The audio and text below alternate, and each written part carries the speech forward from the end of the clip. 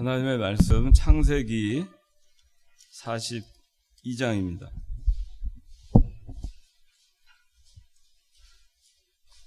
창세기 42장 21절에서 24절까지. 그들이 서로 말하기를 참으로 우리가 우리 형제에게 죄를 지었다. 그가 우리에게 애원할 때에 우리가 그의 괴로운 마음을 보고도 듣지 않아서 그 괴로움이 우리에게 임하였다 라고 하였다. 르우벤이 그들에게 말하기를 내가 너희더러 그 아이에게 죄짓지 말라고 하지 않았느냐. 그런데도 너희가 듣지 않았다. 그래서 그의 핏값을 치르게 되었다 하였다. 그들 사이에 통역이 있으므로 그들은 요셉이 듣고 있다는 것을 알지 못했다. 요셉이 그들을 떠나가서 울고 다시 돌아와서 그들에게 말하다가 그들 중에서 시므온을 끌어내어 그들이 보는 앞에서 그를 결박하였다. 오늘은 창세기 본문이 42장부터 44장까지가 전체 내용입니다. 근데 각각 나눠서 하기에는 너무 시간이 많이 걸릴 것 같아서 42장, 43장, 44장을 오늘 하도록 하겠습니다. 오늘 말씀의 제목은 요셉 형들이 회개함. 요셉 형들이 회개함. 우리가 지난 시간에 요셉이 11년 노예 생활 그리고 2년 남짓의 감옥 생활을 마치고 하나님께서 그를 감옥에서 서둘러 끄집어내셔서 그로 하여금 바로의 꿈을 해몽케 하시고 하나님의 뜻을 이 만 백성에게 알릴 수 있도록 그렇게 해주셨습니다. 요셉은 이략 총리가 되어서 그전에는 과거에 아들로 있을 때 사랑받는 아들로 채색 옷을 입고 그리고 많은 사랑을 받고 그렇게 발에 신을 신고 귀하게 자랐던 곳에서 그러나 신발도 못 신는 노예 생활 그리고 고난의 감옥 생활 그런 생활을 했지만 하나님께서 그 이전보다 훨씬 더 높이셔서 그 당시에 천하의 가장 큰 나라 애굽의 사실상 모든 권력을 쥔 총리가 되게 하여 주시고 바로는 왕자만 다만 높은 그런 위치까지 요셉을 하나님께서 높이시면서 바로의 손에서 인장반지를 바로가 떼어서 주고 그리고 고운 베옷 채색 옷보다 훨씬 좋았겠죠. 고운 베옷을 입히고 금목걸이를 목에 걸어주고 애굽의 바로 왕의 버금가는 그 수레에 요셉을 태우게 하고 요셉이 지나갈 때 사람들이 소리 지르기를 엎드려라 그렇게 하면 모든 사람들이 요셉 앞에 무릎을 꿇게 하는 그런 데까지 하나님께서 높여주셨습니다. 그리고 요셉을 결혼을 시키시고 그리고 아들 에브라임과 문하세와 에브라임을 낳게 해주셨어요. 하나님께서는 이 모든 것이 요셉이 17살 되기 전에 두 번의 꿈을 꿨는데 그 꿈은 곧 하나님의 말씀이었고 하나님의 계획이었고 요셉이 자기가 꿈꾸는 자가 되어서 나중에 자기가 형들보다 더 높은 지위에 있고자 그렇게 목표를 삼고 살았던 것이 아니라 하나님께서 구원 역사를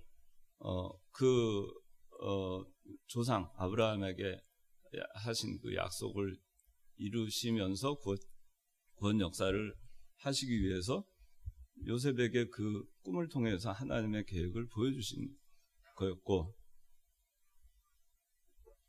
마침내 그 두 번 꾼 꿈이 곧 이루어지게끔 그렇게 되었습니다. 요셉은 상상할 수 없는 그런 고난을 받았지만은, 또 억울함을 겪었지만, 또 시기와 질투, 또 온갖 회방, 그런 것들을 받았지만은, 그러나 하나님께서는 또 상상할 수 없는 방법으로 요셉을 인도하시고 섭리하셔서 요셉을 총리로 앉혀놓으셨습니다. 요셉은 바로의 꿈 해몽을 하면서 바로가 꾼 두 번의 꿈이 있었는데, 그 꿈의 내용은 7년 동안 아주 풍요로운 그 풍년이 있을 것이고, 그리고 그 이후 7년은 극심한 기근이 있을 것을 보여주신 거였습니다. 그래서 요셉이 총리가 되어서 이 풍년과 흉년에 대비하도록 바로를 통해서 하나님께서 요셉이 총리가 되어서 이 일을 할 수 있도록 하신 겁니다. 기근이 이제 7년 풍년이 지났습니다. 그리고 7년의 기근 흉년이 시작이 되었습니다. 자, 그러면 요셉이 17살에 형들의 시기와 질투를 받아서 미디안 상인들에게 팔려갔는데, 그로부터 13년이 지난 30살 때 총리가 되었고, 그리고 또 7년의 풍년이 있었으니 20년이 지난 겁니다. 요셉의 나이는 37이 넘었을 겁니다.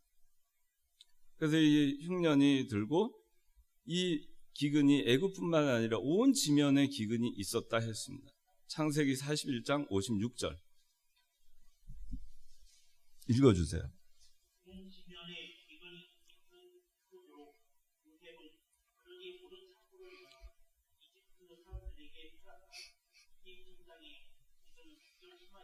네, 그렇습니다. 그래서 이 기근이 가나안 땅에도 임했고, 그래서 이 가나안 땅에 임한 기근 때문에 이 야곱이 애굽에는 곡식이 있다는 소식을 듣고 아들들을 보내게 됩니다. 근데 아들이 요셉이 있었으면 12이었을 텐데 요셉은 지금 없어졌어요. 아버지는 짐승들에게 물어떡 뜯겨서 찢겨 죽은 걸로 알고 있고, 형들은 알고 있습니다. 미디안 상인들에게 노예로 팔려갔으니 어딘가에서 종살이를 하고 있거나 아니면 죽었을지 모른다. 그의 생사를 알 수가 없는 거죠. 그런 상태에서 이제 곡식을 사기 위해서 요셉의 형제 10명이 이집트로 내려갑니다. 이집트로 내려갔고, 그리고 베냐민만 남았어요. 막내 베냐민. 그러니까 여러분들이 그 야곱의 그 아들들 12아들을 보면은 그 위로 6명의 아들은 그 레아를 통해서 낳았어요. 레아하고 라헬하고 자매 관이잖아요. 레아가 언니고 라헬이 여동생이었죠. 근데 라헬은 자식을 낳질 못했어요. 그래서 6을 그 레아가 낳고, 그리고 그 레아의 몸종, 여종, 그 다음에 라헬의 몸종인 여종이 둘씩 이렇게 낳고, 해서 10명의 아들을 낳고 난 다음에, 그 다음에서야 라헬이 11번째 요셉을 낳았어요. 그리고 이제 아주 나중에 요셉을 낳고도 한 15, 16년이 지나서 이 라헬이 베냐민을 낳으면서 죽으면서 베냐민을 낳아요. 그래서 12번째 베냐민을 낳은 거예요. 그러니까 이 라헬이라고 하는 엄마를 통한 혈육은, 아버지는 야곱이지만은 혈육은 요셉하고 베냐민이에요. 요셉이 그 17살에 팔렸을 때는 동생 베냐민이 태어났을 때입니다. 그래서 그렇게 해서 애굽으로 팔려간 겁니다. 그리고 지금 20년이 지난 거예요.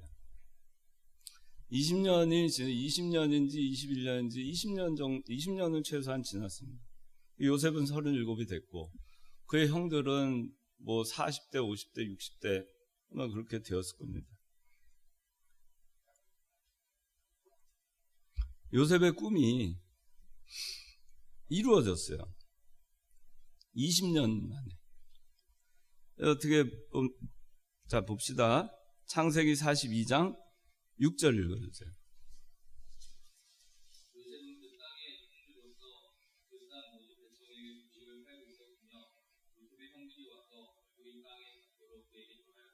네.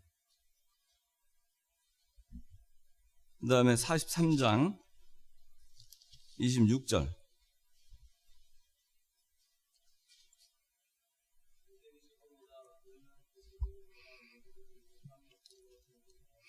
네. 28절.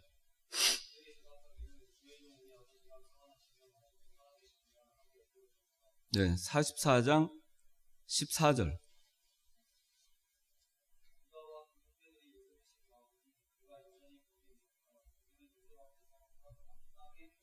네.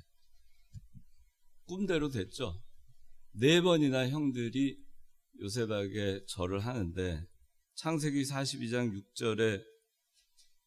6절에서는 요셉의 형제들이 와서 얼굴이 땅에 닿도록 그에게 절하였다. 그러니까 요셉의 얼굴을 감히 쳐다보지도 못한 지존이 되어 있는 요셉.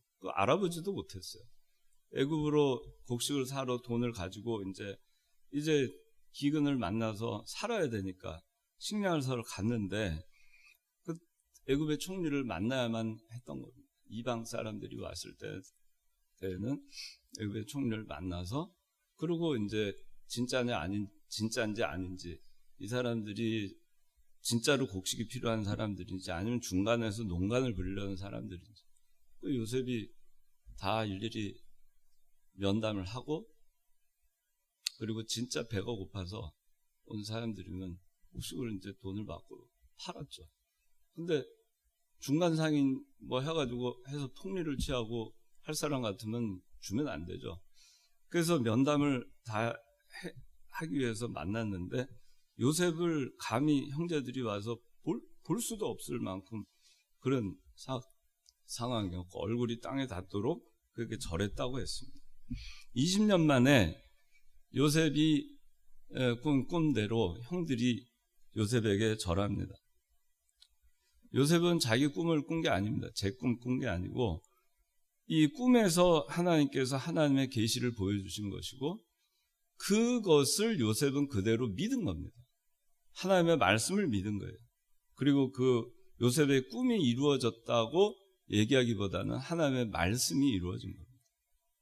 하나님께서 약속하신 대로 하나님께서 말씀하신 대로 하나님은 말씀을 반드시 이루십니다. 20년의 세월이 지나고 그동안에 어떤 일들이 있었어요. 그렇지만 하나님은 그거에 방해받지 않습니다.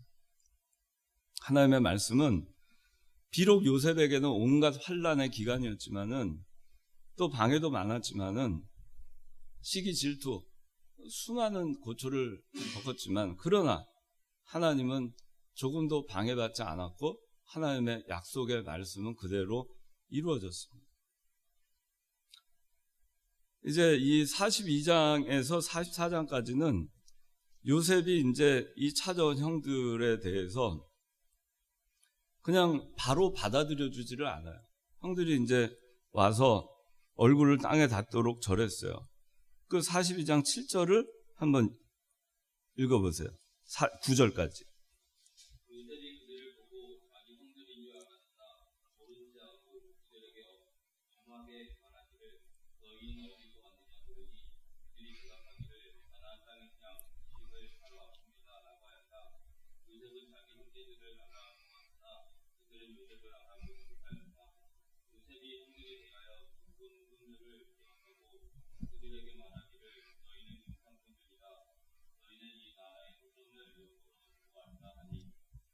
네. 자, 형제들이 왔는데 형들은 요셉을 못 알아봤고요. 그래서 요셉은 당연히 형들을 알아봤습니다. 이것도 우리가 좀 생각해 보면 17살짜리가 37이 됐으니 얼굴이 많이 바뀌었겠죠. 사춘기에서. 그죠? 소년의 얼굴에서 이제 장년의 얼굴로 바뀐 겁니다. 또 결혼해서 애들까지 낳았어요. 그리고 애굽의 총리입니다. 당연히 못 알아보죠. 그런데 형들은 딱 보면 알아요. 그 요셉이 형들을 보면. 왜냐하면 이미 요셉을 형들이 팔아먹을 때는 형들은 이미 장성했어요. 지금 선아 얼굴 이렇게 지금 있는데 한 20년 후에 선아 얼굴 봐도 얼추 알아볼 거예요. 12명 같이 정환이 이렇게 다 여기서 몰려가지고 오잖아요. 아, 옛날에 이 청년부 때 그 청년들은 휘순이 이렇게 다. 그래 되는 거예요. 알아봤습니다. 근데 요셉은 모른 채 했어요. 그러면서 그들에게 엄하게 말합니다. 너희는 어디서 왔느냐? 물으니까 가나안 땅에서 양식 사러 왔습니다. 그리고 요셉이 9절에 꿈들을 기억을 하고 그들에게 말하기를 너희는 정탐꾼이다. 간첩이다. 그렇게 너희는 이날에 허점을 엿보려고 왔다. 그렇게 얘기를 합니다. 그 10절에 그들이 그에게 말하기를 아닙니다. 내 주여 주의 종들은 양식을 사러 왔습니다. 저희는 다 한 사람의 아들들로서 정직한 사람들입니다. 주의 종들은 정탐꾼이 아닙니다. 간청하죠. 애원하죠. 근데 요셉이 또 얘기하죠. 12절에 아니다. 너희가 이 땅에 허점 엿보러 왔다. 그들이 또 얘기합니다. 13절에 당신의 종들은 12형제입니다. 쭉 자초정을 얘기합니다. 그러니까 14절에 요셉이 또 얘기합니다. 그것이 바로 내가 너희에게 말하기를 너희가 정탐꾼이라는 것이다. 너희는 스스로 밝혀라. 자, 너희가 말한 대로 너희가 막내 동생 하나 있다고 했으니 막내 동생을 데려와라. 그러면 너희들의 정직함을 증명이 될 테니 너희가 정탐 아닌 거 믿어주겠다. 그렇게 얘기합니다. 16절에도 그렇게 얘기합니다. 그러면서 그들을 감옥에 사흘 동안 가두었다. 자, 요셉이 되게 엄하게 이렇게 했어요. 형들인 줄 알면서도 모른 척 했어요. 그래서 보면은 참 이상하죠. 20년 만에 형들을 만났고, 자기는 이 요셉은 이미 알고 있어요. 하나님의 말씀이 이루어졌구나. 나를 통해서 이스라엘 백성을 구원하시기 위해서 나를 먼저 보내셨다는 거 이미 요셉은 알고 있어요. 총리가 되었어요. 총리가 되었는데, 총리가 되어서 7년 동안 풍요로운 시기가 있었어요. 자기가 총리가 돼서 그 가나안 땅까지 한 일주일이면 갑니다. 전가를 보내서 아버지 걱정하지 마십시오. 제가 살아있습니다. 제가 애굽의 총리가 되었습니다. 아버지 걱정하지 마세요. 우리 형님들 걱정하지 마세요. 그거 할 수 있잖아요. 그런데 7년이라는 세월 그 총리로 그렇게 있는 동안에 연락 하나 보내지 않았어요. 그리고 또 흉년이 들었습니다. 가나안 땅에까지 전 지면에 기근이 들어서 고생할 거를 아는데 안 보냈어요. 찾아가 보지도 않았습니다. 연락도 안 했습니다. 그렇다고 해서 요셉이 자기가 총리가 되었으니까 나를 이렇게 내가 감옥살이 종살이 하고 그렇게 매정하게 내가 애걸복걸할 때도 구덩이에 집어 던져놓고 나를 죽이려고 모의하고 나를 구덩이에 넣고 죽일 생각을 하면서 내가 가져온 도시락을 먹으면서 희낙낙했던 이 형들을 내가 어떻게 용서할 수 있겠는가 하고 군대를 보내서 형들을 잡아와서 복수하지도 않았어요. 그 기간 동안. 충분히 그럴 수 있는 시간이에요. 7년이면. 요셉은 복수도 안 했고 또 인정에 치우치지도 않았습니다. 요셉의 이 마음을 우리가 알 수 있는 걸 보면 어디서 볼 수 있냐면 42장 24절. 자, 42장 24절 보겠습니다. 요셉이 그들을 떠나가서 울고 다시 돌아와서 그들에게 말하다가 그들 중에서 시므온을 끌어내어 그들이 보는 앞에서 그를 결박했다. 그래요. 떠나가서 웁니다. 이 마음이 어떤 마음이었겠어요? 형들에 대한 복수심과 원통함과 분노 때문에 울었을까요? 그건 아니죠. 이 울음의 의미를 알 거예요. 근데 돌아와서 눈물을 다 닦고 그리고 돌아와서 시므온을 끌어내서 분 앞에서 결박하고 감옥에다 집어넣습니다. 그리고 형들은 이제 곡식을 잔뜩 메어주고 그리고 나머지 형들은 가나로 돌려보냅니다. 그리고 베냐민을 데려와라. 데려오면 이 시므온을 살려주겠다. 너희들 말이 맞는 거니까. 근데 그 전에 자, 그렇게 하고, 그 다음에 또 봅시다. 43장 31절.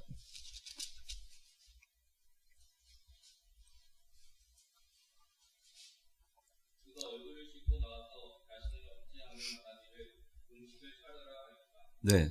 이거는 이제 뭐냐면은 요셉의 형들이 다시 이제 그 곡식을 가지고 돌아가서 곡식이 떨어질 때까지 있다가 굶어 죽게 생겼으니까 어쩔 수 없이 베냐민을 데리고 다시 온 겁니다. 다시 왔을 때 베냐민을 보고 요셉이 동생 때문에 마음이 푹 받쳐서 막 골방에 들어가서 통곡을 합니다. 그리고 다시 얼굴을 세수를 하고 그리고 억제하면서 나옵니다. 왜 이렇게 했을까요? 그냥 보고 그 자리에서 형님들 제가 요셉입니다. 베냐민 네가 베냐민이냐 하고 막 얼싸안고 올 수 있는 거 아니겠어요? 근데 그렇게 안 했어요. 이때는 이미 한 8년 그러니까 요셉의 나이 38, 39 그리고 이 형들이 기근을 만나서 요셉을 만나러 왔다가 또 돌아갔다가 다시 또 돌아오고 그렇게 하는 기간 동안 아마 1년 뭐 길면 2년 정도의 기간이 소요됐을 겁니다. 형제들을 만나고 나서도 그는 요셉은 바로 자기가 인정에 따라서 감정에 따라서 뭘 하지 않았어요. 요셉은 형들을 회개시키기 위해서 이렇게 한 겁니다. 하나님께서 우리를 회개시키기 위해서 하는 방법도 마찬가지예요. 회개시키기 위해서 그들을 정탐으로 몰고 그리고 인내하고 기다린 겁니다. 만약에 요셉이 인정에 치우쳐가지고 끌려가지고 형들이 처음 왔을 때 형들을 보고서는 땅에 엎드려 얼굴을 땅에 대고는 형들을 보고서는 형님들 접니다. 또 아니면은 과거 풍년의 기간 7년 동안에 자기가 총리가 돼서 아버지에게 전가를 보내서 저 살아있습니다. 오세요. 형들이 회개할 기회가 없어요. 용서는 그렇게 하는 게 아니에요. 용서는. 요셉이 그냥 총리가 돼서 그냥 내가 이제 다 됐으니까 하나님의 뜻도 이루어졌고 그러니까 아무 일도 없었던 것으로 해서 내가 용서해 주자. 그래서 형님들 전가를 보내서 전령을 보내가지고 제가 총리가 됐습니다. 형님들 그동안에 있었던 거 제가 다 용서합니다. 화해합시다. 그런다고 되는 게 아니에요. 요셉이 그렇게 하지 않았어요. 그걸 우리가 잘 알아야 돼요. 회개가 굉장히 중요한 거예요. 회개를 하고 용서를 하는 겁니다. 그래야지 한 마음이 되고 그래야 구원운동을 해나갈 수 있어요. 이 요셉의 형제들이 야곱의 12아들들이 그 전에 어땠어요? 이 회개하지 않고 그냥 바로 용서해 줬으면 그 전에 이 형들의 모습이 어땠습니까? 엄마가 네 명이에요. 서로 헐뜯고 서로 분열하고 어머니 4명을 중심으로 4개 파로 나뉘고 미워하고 시기하고 질투하고 아버지가 사랑하는 동생이라도 죽이겠다는 생각도 마다하지 않고 돈 20, 은 20에다 팔아 넘기는 것도 가책도 받지 않고 가짜로 거짓 피를 묻혀가지고 아버지한테 천연덕스럽게 태어나게 그걸 보여주면서 아버지를 속이고, 그런 자식들이, 그 자식들 12명이 그대로 갔다면 이스라엘이란 나라를 어떻게 한 나라로 만들겠어요? 4개, 5개, 6개, 7개로 쪼개졌겠죠. 분열이 됐을 겁니다. 나라를 세울 만한 분량이 안 됐던 거예요. 이스라엘 국가를 세워서, 나라를 세워서 이끌 그런 자격이 안 된 겁니다. 형제들이. 그렇게 해가지고 앞으로 어떻게 구원 역사, 하나님의 그 구원 운동을 해 나갈 수 있겠어요? 감당하겠어요? 맨날 헐뜯고 치고받고 싸우는데 어떻게 해 나가겠어요? 그래서 회개가 필요한 거예요. 진정으로. 회개하지 않았는데 그냥 봉합하고 대충 됐다, 그냥 하나가 되자, 하나로 뭉치자, 다 품어주자, 누군들 그렇게 하고 싶지 않겠어요? 요셉인들 그렇게 하고 싶지 않았겠어요? 자기는 이미 그럴 권력을 다 가지고 있고 누릴 거 다 누리고 있잖아요. 그렇게 하려면 얼마든지 할 수 있어요. 그렇게 해서 용서해 준다 해도 형들이 어떻게 하겠어요? 감격하고 감업하겠죠. 그러나 얼마 지나면 또 시기 질투하게 돼 있습니다. 인간이라는 게 그래요. 그래서 요셉이 인정에 치우쳐서 얼마나 아버지가 보고 싶었겠어요. 얼마나 형들을 보고 싶었겠어요. 얼마나 베냐민을 보고 싶었겠어요. 그런데도 그걸 꾹 누르고 자기의 어떤 사사로운 인정에 치우치지 않고 형들이 회개할 때까지 기다린 겁니다. 그래야만 그동안의 과거에 불량하고 헐뜯고 미워하고 시기하고 분쟁하고 동생이 죽거나 말거나 팔려가거나 말거나 관심도 없던 그런 의식, 그런 한 형제 자매라는 의식도 없이 어떻게 하겠는가? 그래가지고 어떻게 교회를 하겠어요? 어떻게 교단을 하겠어요? 어떻게 하나님의 일을 하겠냐? 못합니다. 그렇게 회개를 해야 돼요.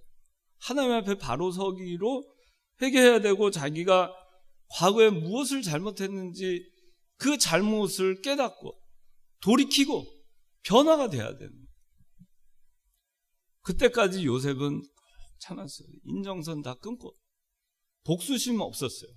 형들이 회개하기를 위해서 그렇게 했던 겁니다. 그거는 요셉이 몰래 눈물을 흘리고 울고 또 세수하고 나와서 시침 뚝 따고서 형들을 대하고, 그러고 또 울고서는 또 세수하고 시침 뚝 따고 나와가지고 시므온을 잡아다가 결박해가지고 옥에다 가두는 거 보세요.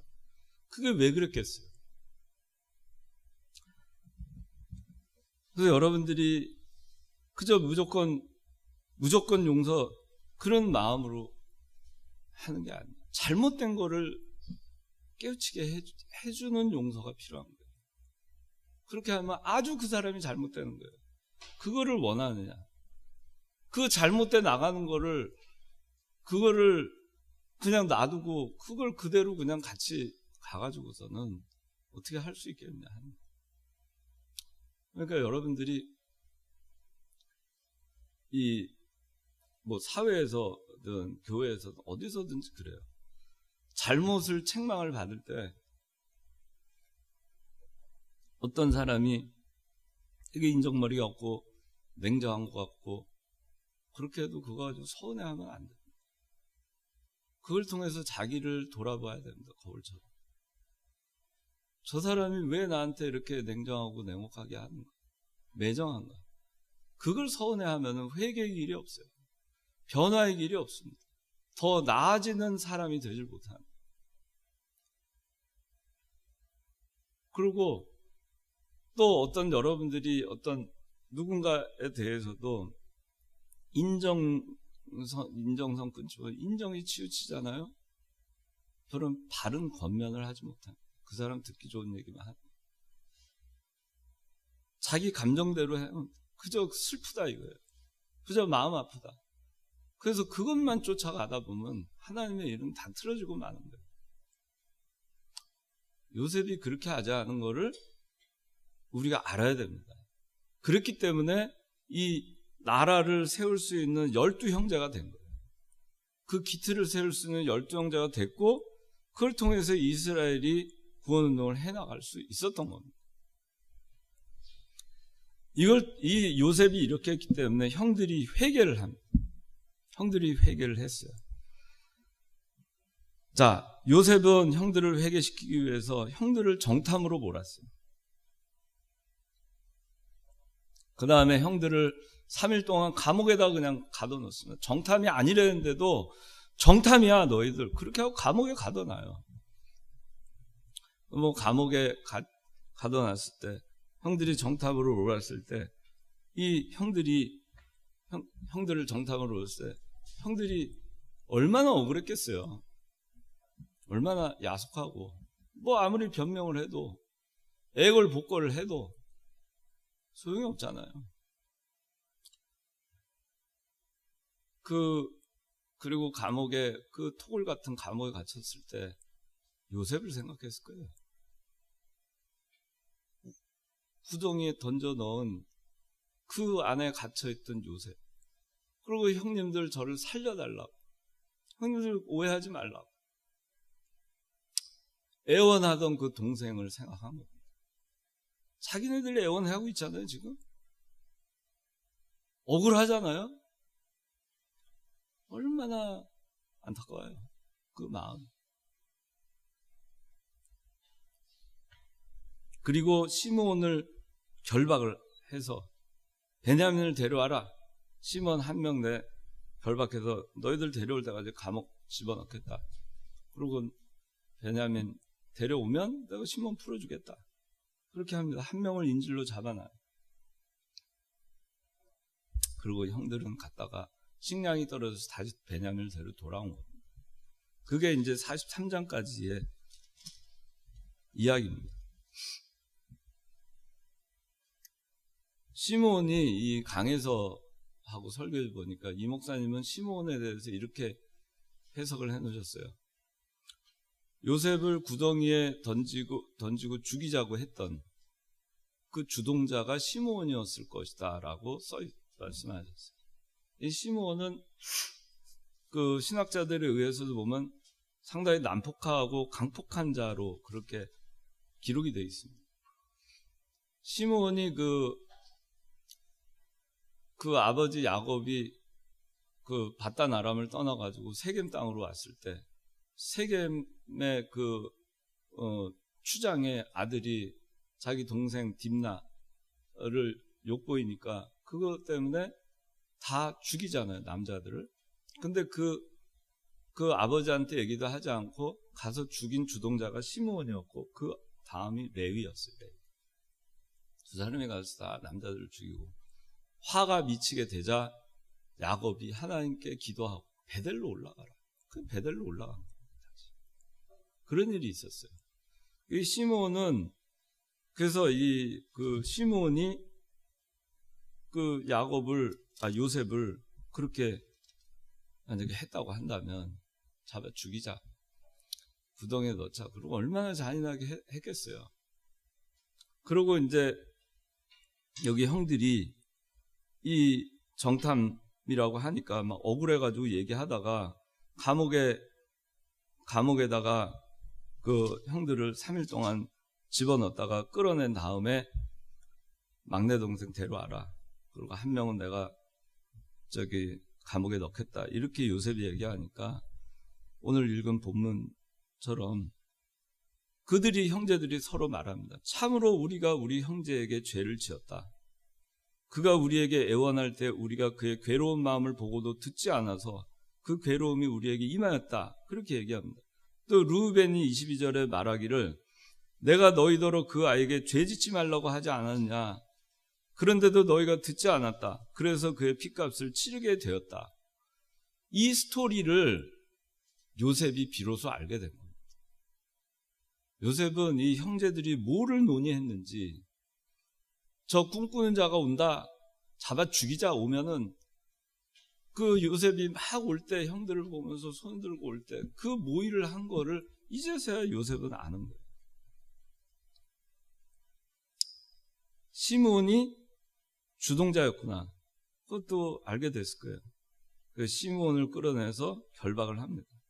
그리고 감옥에 넣습니다. 베냐민을 데려올 때까지. 그 다시 베냐민을 데리고 돌아옵니다. 그런데 이제 44장, 창세기 44장입니다. 요셉이 이제 잘 대접을 한 다음에 베냐민 다 형제들에게 그 곡식을 다 실어주고 그리고 베냐민에게도 베냐민이 가져온 그 곡식자루 거기도 실어주고 그리고 이제 돌려보냅니다. 근데 베냐민한테는 요셉이 가지고 있던 은잔을 그 자루에다가 넣어서 몰래 넣어요. 그렇게 해서 이제 보냅니다. 그리고 이제 자 베냐민 데려왔으니까 너희들 정탐이 아니다. 그건 밝혀졌다. 그럼 이제 돌아가라. 베냐민에게 은잔을 그 주머니에다 넣고 돌려보냅니다. 형제들 돌아가는 길에 이제 요셉이 자기 관리한테 시킵니다. 쫓아가서 그 사람들 잡아라. 그러면서 잡아옵니다. 그러면서 이제 요셉이 시킨 관리를 통해서 얘기를 하는 거예요. 너희가 어떻게 선을 악으로 갚을 수 있느냐? 내 주인이 가지고 있는 걸 너희들이 왜 가져갔느냐? 그러니까 당연히 아니라고 막 하죠. 44장 7절부터 쭉 나옵니다. 그들이 말하였다. 내 주께서 왜 그 같은 말씀하십니까? 당신의 종들은 결코 그런 일은 하지 않습니다. 보십시오. 우리의 자루 어귀에서 발견한 돈도 가나안 땅에서부터 당신에게 도로 가져왔는데 어떻게 우리가 당신 주인의 집에서 은이나 금을 도둑질하겠습니까? 당신의 종들 가운데 누구에게서든지 그것이 발견되면 그는 죽을 것이요 또한 우리는 내 주의 종이 될 것입니다.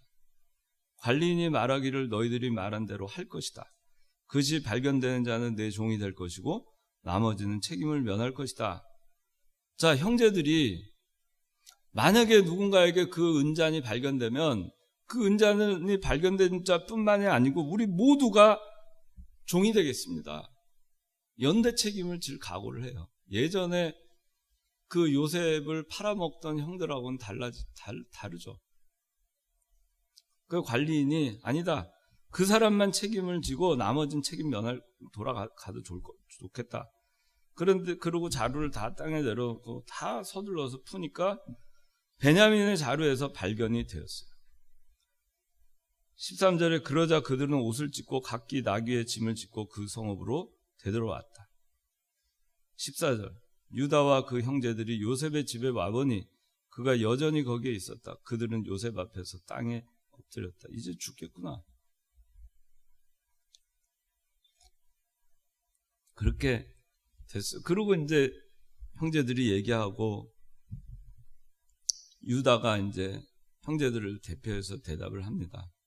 16절, 44장 16절 중간에 어떻게 저희가 결백한 것을 보이겠습니까? 하나님께서 주의 종들의 죄를 찾아내셨으니 이제 저희와 그 손에서 이 잔이 발견된 자는 다 같이 주의 종들입니다. 이제 저희와 그 손에서 이 잔이 발견된 자, 우리 모두 다 같이 주의 종입니다. 하나님께서 주의 종들의 죄를 찾아냈습니다. 하나님께서 우리 죄를 찾아냈습니다. 그렇게 얘기합니다. 그래서 요셉이 말합니다. 17절에 내가 결코 그렇게 하지 않겠다. 그 손에서 잔이 발견된 자는 내 종이 될 것이며 너희는 평안히 너희 아버지께로 올라가거라 하니 18절 유다가 그에게 다가서서 말하였다. 내 주여 제발 주의 종이 내 주의 귀에 한 말씀만 드리게 해 주십시오. 이렇게 하면서 34절까지 쭉 얘기를 합니다. 그런데 이런 얘기를 해요. 20절 그때 저희가 내 주께 말씀드리기를 저희에게 늙은 아버지와 노년에 낳은 막내 동생이 있는데 그의 형은 죽었고 그의 어머니에게는 그 아이 혼자 남았으므로 아버지가 그를 사랑합니다. 그렇게 얘기합니다. 22절에 또 유다가 얘기합니다. 그 소녀는 제 아버지를 떠날 수 없습니다. 만일 떠난다면 아버지는 돌아가실 것입니다. 그렇게 얘기합니다. 또 29절에 30절에 또 이렇게 얘기합니다. 이제 제가 주의 종 내 아버지에게 갈 때에 그 소년이 저희와 함께 있지 않으면, 소년은 베냐민을 얘기합니다. 아버지의 생명이 그 아이의 생명과 묶여 있으므로 아버지께서 그 소년이 없는 것을 보시면 돌아가실 것입니다. 그러면 주의 종들이 백발이 된 주의 종 저희 아버지를 슬퍼하며 수올로 내려가게 하는 것이 됩니다. 32절 주의 종이 아버지에게 그 아이를 보증하며 말하기를 제가 그를 아버지께 데려오지 않으면 제가 일생 동안 아버지께 죄를 짓게 될 것입니다 하였습니다. 이제 주의 종을 그 소년 베냐민 대신 내 주의 종으로 남게 하시고 그 소년은 그의 형들과 함께 올라가게 해 주십시오. 그 소년이 저와 함께 가지 않는데 제가 어떻게 제 아버지께 올라가겠습니까? 제 아버지께 찾아올 재앙을 제가 볼까 두렵습니다. 이렇게 얘기를 합니다. 자, 여기서 그 형들이 회개한 거를 우리가 알 수가 있어요. 형들은 첫째, 아버지 뭘 보고 형들이 회개한 걸 알 수 있냐면 아버지 야곱의 마음을 헤아리고 염려하고 아파하고 있어요. 이전에는 얼마나 태어났어요. 아버지를 속이고 그 짐승의 피를 묻혀놓은 그 채색 옷, 요셉의 옷을 태어나게 갖다 주면서 찢겨 죽은 거 아닌가 모르겠습니다. 아버지 아들의 옷 아닙니까? 그런 태어난 그 마음속에 그렇게 그 거짓을 고하고 속이고 아버지를 속이고 동생을 그렇게 잔인하게 동생한테 했으면서도 그렇게 태연자약했던 형들이에요. 그런데 지금은 어때요? 그 아버지가 이 베냐민마저 없어지면은 얼마나 아버지가 슬퍼하실까? 백발이 되어서 수올로 내려갈 것입니다. 아버지의 생명과 아이의 생명이 하나로 묶여 있습니다. 아버지 죽을 겁니다. 그 어머니에게는 그 아이 혼자 남았습니다. 형제가 둘이 있었는데 그 위에 형은 죽었고 그 아이 혼자 베냐민만 남았는데 아버지가 그를 사랑합니다. 사랑합니다. 그렇게 얘기합니다.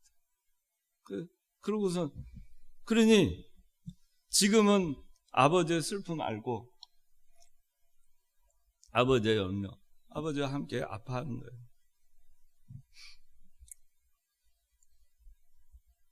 이제는 아버지의 마음을 헤아릴 줄 아는 자식들이 됐어요. 이전에는 그 요셉을 편애하는 아버지에 대한 원망으로 가득 차 있었어요. 그러니까 아버지한테 그렇게 거짓말하죠.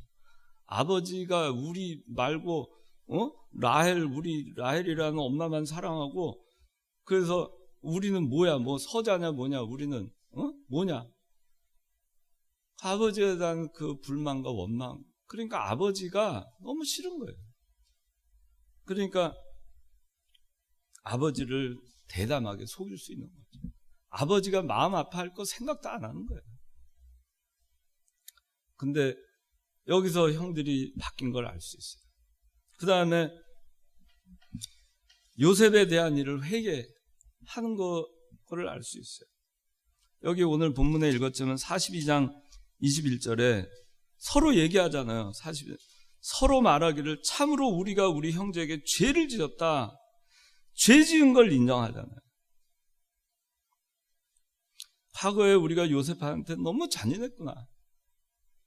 그가 우리에게 애원할 때 우리가 그의 괴로운 마음을 보고도 듣지 않아서 애원할 때 괴로운 마음을 기억한 겁니다. 자신들이 지금 애원하고 있는 요셉이 애원했던 걸 생각합니다. 그 애원을 듣지 않았던 것을 회개하는 겁니다. 요셉이 얼마나 억울했을까? 자신들이 억울하게 정탐으로 보낼 때 얼마나 요셉이 억울해요. 얼마나 서운해. 이루 헤아릴 수가 없는 거예요. 그리고 노예로 팔려갔으니 잘못도 없는 요셉이 잘못된 자가 돼서 그 잘못은 오해 때문에 우리 형들의 시기 때문에 요셉이 잘못해서가 아니라 우리 형들이 나빠서 우리가 나쁜 놈들이라서 그래서 우리가 괴로운 마음 그거를 헤아리지 못하고 애원할 때 우리가 듣지 않아서 우리 형제에게 죄를 지었다. 죄 지은 걸 인정한 거예요. 나는 죄인이다. 우리가 죄를 지었다. 인정한 겁니다. 르우벤이 얘기합니다. 형제들을 책망합니다.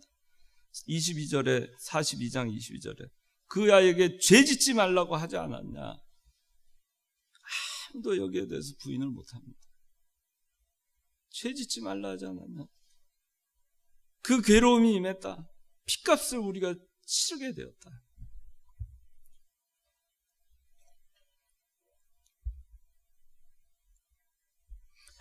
그 다음에 이제 이 형들이 정말 변화된 거를 어디서 알 수 있냐면 베냐민에 대한 형들의 태도를 보면 알 수 있어요. 요셉이나 베냐민이나 똑같은 막내 동생이에요. 라헬의 자식들입니다. 아버지가 사랑하는 자식이에요. 형들이 인정하잖아요. 얘기하잖아요. 아버지가 그를 사랑합니다. 그렇게 얘기하잖아요. 과거에는 아버지가 사랑하는 요셉에 대한 원망과 시기와 질투와 헐뜯고 조롱하고 꿈꾸는 자가 온다. 그런 마음들이 그런 형들이었어요. 그런 강팍한 형들이었는데 지금은 아니에요. 지금은 야곱이 사랑하는 엄마 라헬의 남은 유일한 아들입니다. 우리 아버지가 그를 사랑합니다. 사랑하는 걸 질투하지 않았어요. 베냐민을 보내지 않으면 아버지가 죽을 만큼 슬퍼할 그 아버지를 생각하고 그렇게 사랑하는 아버지에 대해서도 원망하는 마음이 없어요.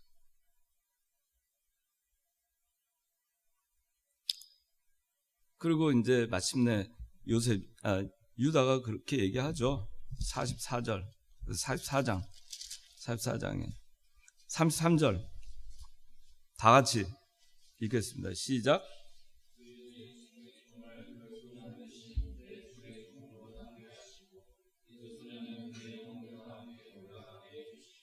예. 이게 과거에는 있을 수 없는 일이죠. 과거 같으면 없는 죄도 동생에게 베냐민에게 다 뒤집어 씌우고 자기는 죽을 상황을 모면하고 자기만 살겠다고 동생이 죽든지 아버지가 어찌 되든지 상관 안 했을 겁니다. 근데 이제는 자기 형들이 자기 형제 베냐민, 막내 베냐민을 자기 몸같이 사랑합니다. 그리고 또 가는 길에 베냐민의 주머니에서 은잔이 나왔잖아요. 그러면 어떻게 했겠어요? 괜히 데려와가지고 저 베냐민 때문에 과거 같았으면 저 요셉 때문에 아버지가 사랑하는 저 우리가 시기 질투하는 저 베냐민 은잔만 안 나왔으면 우리 다 평안히 갈 텐데 저 베냐민 때문에 우리까지 종이 되게 생겼구나. 베냐민을 막 욕하고 원망하고 막 질책하고 탓하고 그랬을 텐데 그렇게 안 했어요. 그렇게 안 하고 44장 16절에 중간에 보면 이렇게 얘기하죠. 하나님께서 주의 종들의 죄를 찾아내셨으니 이제는 하나님이 과거 자기네들의 지은 죄를 다 찾아낸 걸로 생각한 거예요. 은자는 베냐민한테 발견됐지만 사실은 우리가 하나님 앞에 너무나 죄를 많이 졌고 그걸 인정한 겁니다. 그래서 다 종이 되겠다 한 거고 베냐민 하나 남겨놓고 가라는데도 아무도 안 가는 거예요. 아무도 안 가는 거예요. 그 유다가 제가 종이 될 테니까 베냐민 보내주세요. 그렇게까지 나오는 거예요. 자기만 살겠다고 형제 어느 누구도 가지 않았어요. 그래서 이렇게 변화했습니다. 회개한 거예요. 그리고 변화한 거예요. 회개하고 변화한 거예요. 요셉이 인정에 치우치지 않고 하나님의 말씀을 기억하고 인내하고 회개의 때를 기다리고 그 회개하도록 어떻게 보면 참 엄하게 얘기하고 말해요. 형들한테 막 정탐이라고 하고 감옥에다 넣고 결박하고 힘들죠. 그렇게 하기도 요셉도. 그렇지만 그것을 통해서 이 형들은 회개를 합니다. 회개하는 게 복이에요. 요셉 보고 뭐라고 할 게 아니에요. 요셉이 그렇게 했을 때 회개하지 않으면 그건 이스라엘 나라를 세울 만한 그런 자격들이 없는 거죠. 오늘날 우리도 그걸 생각을 해야 돼요. 용서를 한다. 요셉이 용서를 한 거는 형들이 회개가 있은 다음에 용서를 했던 거예요. 그래야 우리가 한 마음이 돼서 구원운동 해나갈 수 있습니다. 우리도 이처럼 변화를 해야 된다. 형제들처럼. 내가 못된 거, 내가 잘못한 거 그런 거 생각은 안 하고 왜 용서해 주지 않느냐 이런 것만 하게 되는 데는 희망이 없어요. 우리도 이처럼 변화해야 됩니다. 신앙이 성숙하고 자라나고 변화할 때 희망이 있는 거예요.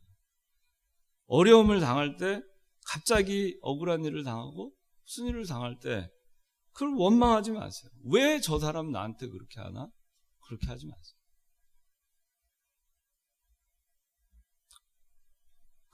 그렇게 안 할 때 희망이 있는 겁니다. 그 사람들을 통해서 이스라엘을 건설해 나간 겁니다. 하나님은 희망이 있는 사람들에게 우리 교회를 맡기실 거예요. 그 회개하고 변화되는 사람들에게 교회를 맡기시고 건설해 나갈 겁니다. 건설할 자격이 만들어진 그런 형제들, 그 요셉의 형제들처럼 우리도 그렇게 돼서 우리 교회를 잘 만들어 갈 수 있다면 얼마나 좋겠습니까?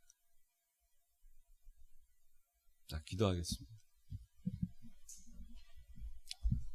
하나님 아버지, 요셉이 참 형들을 만났을 때 그 감정을 가누고 견디기 어려웠겠지만은 그러나 형들이 온전히 회개하고 과거를 반성하고 다 하나님께서 죄를 드러내시고 그 드러내신 죄에 대해서 그들이 스스로 죄를 인정하고 그리고 그들이 변화되었을 때 하나님께서 그들을 통해서 구원운동을 해 나가신 것을 저희가 기억하게 해주시고 그렇게 되었을 때 요셉이 그들을 용서한 것을 기억하게 해주시옵소서. 우리가 변화되게 해주시고 요셉의 이 일을 통해서 우리가 구원운동을 해 나갈 때 어떻게 우리가 일 처리를 해야 될지도 바로 배워서 하나님의 일을 잘 해나갈 수 있는 훈련된 자들로 잘 변화되고 성숙해 나갈 수 있도록 은혜 베풀어 주시옵소서. 이 모든 말씀 예수님의 이름으로 기도드리옵나이다. 아멘.